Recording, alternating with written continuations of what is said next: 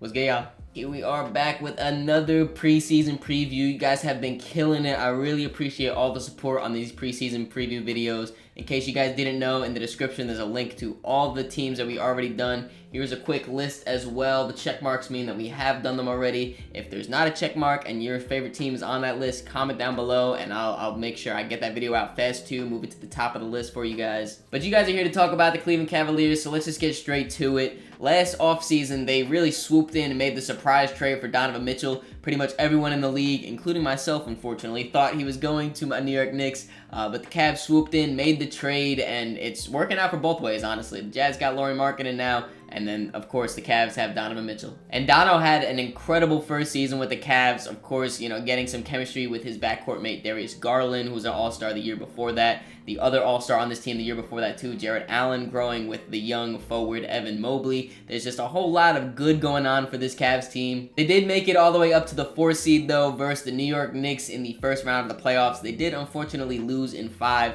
but still, overall, with how young this Cavs team is, or at least the Cavs core is, they're looking to have a very bright future. And you pair that up with the good offseason that they just had, and they are primed to have a great year. We're going to start off by talking about the most notable additions the Cavs made this offseason. They signed Max Strus, who just started for the Heat in the NBA Finals, as well as Georges Niang, who has been a great role player throughout his entire career. Both of these guys are definitely going to help the Cavs this season. For those of you guys who didn't watch the Cavs-Knicks playoff series last season, the reason the Knicks were able to beat them so handedly was the fact that the Cavs didn't have enough shooting surrounding their players, and the Knicks were able to just pack the paint and make things really difficult. They were able to clog up the paint, stopping Donovan Mitchell and Darius Garland from getting easy drives to the basket, as well as keeping Jarrett Allen and Evan Mobley off the boards, and it was just downhill from there. The only players to shoot over 36% from 3 for the Cavs in that series was Darius Garland and Caris LeVert. The great thing about it, though, is Max Strus and Georges Niang are both great shooters, especially Georges Niang going on like 5 or 6 seasons straight of 40% from the 3. He is just an incredible sharpshooter. And then I think Max Strus comes in and just immediately solves that hole at small forward. They would try Caris LeVert a little bit to get some offense. They would try Isaac Okoro a little bit to get some defense. They just never really could get the perfect guy to play there. I think Max Strus is that perfect guy. As I mentioned, great shooter.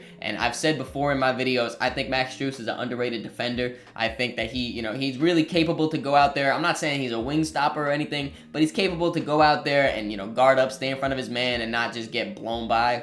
In order to bring these guys in, though, the Cavs did have to lose out on a few players. So let's take a look at the guys that they lost. The Cavs had to part ways with Cedi Osman and Lamar Stevens in order to sign and trade Max Strus. Both guys were solid for the Cavs last season, being very versatile forwards, and they also let go of backup point guard Raul Neto. With the additions of Max Strus and Georges Niang, I feel like it's not really too big of a deal that you lost Cedi Osman and Lamar Stevens. I do really like Cedi Osman, though. He's, just that versatile, can do a little bit of everything. He can shoot a little bit for you, rebound a little bit, playmaking a little bit. I do really like his versatility, and if they were able to hold on to him, I would have preferred that. But overall, like I said, I'm not really bugging too much since you were able to bring in Max Strus and Georges Niang, both huge improvements. And then, to be honest, I probably wouldn't even put Raul Neto as a notable loss on here if Ricky Rubio was still with the Cavs team. But of course, in case you guys did not know, he said he was taking a break from his professional career to really focus on his mental health.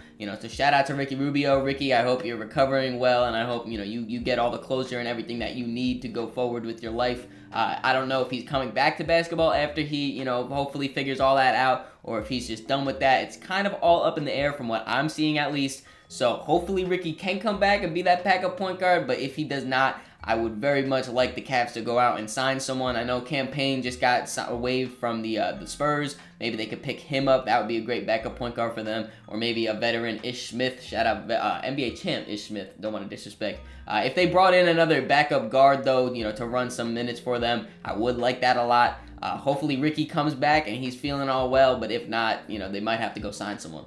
And now that we know who's came and who's went this offseason, let's take a look at their potential rotation. There's not too many new faces in the rotation, but there still are a couple. In the starting lineup, though, you still got the core four: Darius Garland, Donovan Mitchell, Evan Mobley, and Jarrett Allen, with Max Strus slotting into that small forward position. And then the Cavs bench is a little weird because it's pretty much all wings coming off their bench, with Caris LeVert, Isaac Okoro, Dean Wade, and Georges Niang. The way the Cavs ran their rotation last season, there was pretty much one of their all-star guards of Donovan Mitchell and Darius Garland on the court at all times, along with one of their, twin towers on the court at all times of Evan Mobley or Jared Allen. Since they really have no true backup big or no true backup point guard, that's kind of just how they have to run it. Star power is huge in the NBA, so having your stars out there is very important, obviously. And then they would pretty much just slot in different wings here and there depending on what they need. And I really like the guys that they have now because each guy brings a little bit of different stuff. If you need some offense, some guy that can kind of create for his own while also playing off the ball, that's when you slide in Karis LeVert. If you need some defense, of course, Isaac Okoro got you on that. If you need a little bit of both offense and some defense, you get Max Strus out there who's got the catch and shoot ability while also playing that defense. And then with Dean Wade and George Niang, those guys can run power forward because they got that size, or they can even run small forward too, depending on how big you want to get your lineup. So I really just like the versatility that each of these wings kind of bring. And one lineup I am super excited to see, I think I've mentioned it before in one of my videos, is Darius Garland, Donovan Mitchell, Max Strus, George Niang, and Evan Mobley at the 5. Oh my god, I think that lineup can be super fun to watch. I think this lineup can kind of speed things up for the Cavs, let them play a little bit faster. They are a very slow team, which we'll talk about in a few seconds.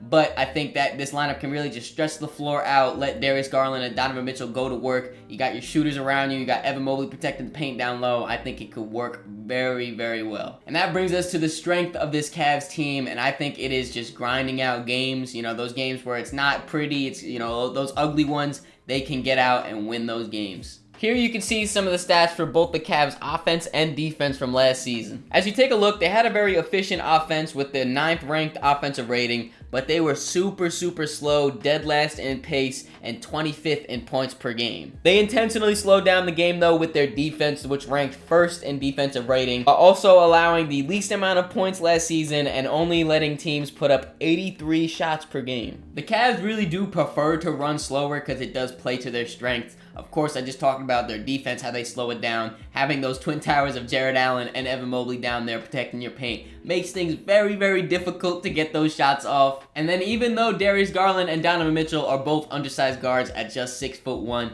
they play a lot bigger than they are. They'll get into the passing lanes. They'll sit down in the chair and stay in front of their man if they really need to. And then, of course, when you got your wings out there that I just alluded to, when you have like an Isaac Okoro out there that can really mess things up, their new addition of Max Strus, again, I keep harping on his defense. They can really be a very troublesome defense for other teams. And then when you look at it from the offensive side of the ball, they have 2 all-star guards, and they play through both of those very heavily, as they should. When Darius Garland's out on the court, he might slow the game down and run a pick and roll out there. Donovan Mitchell might call for the ball and do a little ISO.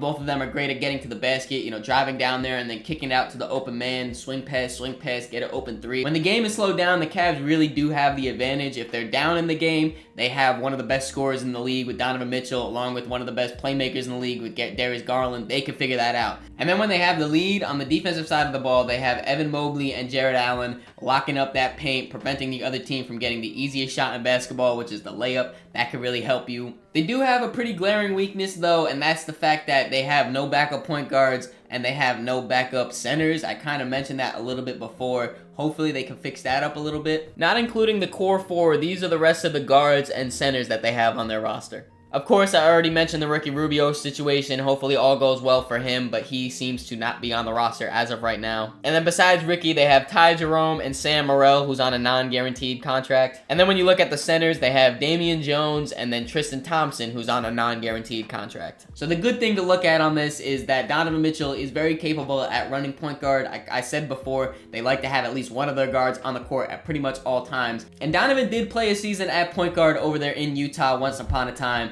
He is a capable playmaker. He definitely is score first, don't get me wrong, and you definitely want him to score first, but he can play make if he needs to. And then, of course, Evan Mobley can run center as well, so at least they have that little bit of, flexibility and versatility in their players like that. And, worst case scenario in the regular season, I do think you can run Damian Jones or Tristan Thompson out there for spurt minutes. Ty Jerome can give you a little bit of point guard minutes as well, even though I do think he's more of a shooting guard. But the biggest issue for me that I have is you don't want to stagger your starters too much. Obviously, all teams do stagger their starters, so you don't just have the bench unit out there for too long. But you want them to play together, and I'm sure they'll close out games, they'll start games, but you don't want them to be too tired in that. You want to make sure, they can play minutes together as well. And then, of course, you never want injuries to happen, but unfortunately they do in the league, so God forbid one of these guys go down, leaves a very wide open hole on that roster, and then even simpler than that, foul trouble. especially at your big men down there. They love to block shots. If they get into foul trouble, that kind of puts you in a weird situation as well. I definitely want them to get a little bit more depth, especially at that point guard position. And now that leads us to the ceiling and the floor of this Cavs team. And for the ceiling, I have them as the #1 seed out east, making the NBA Finals. I don't have them winning though, but I have them at least making it and having their first final appearance since LeBron James. Last season, Donovan Mitchell put the nail in the coffin and solidified himself as a superstar. Going into this next season in this scenario, he continues that as well. Evan Mobley wins Defensive Player of the Year after coming in, I think it was third. He was top 3 at least in just his second season, getting it done in his third season. You know, Darius Garland, he's used to playing next to a ball-dominant guy like Donovan Mitchell, so he kind of levels up his game as well, gets some all-star talks. Their biggest glaring hole in the playoffs last season was their shooting, and they wiped that away with their new signings. They surrounded their team with shooting.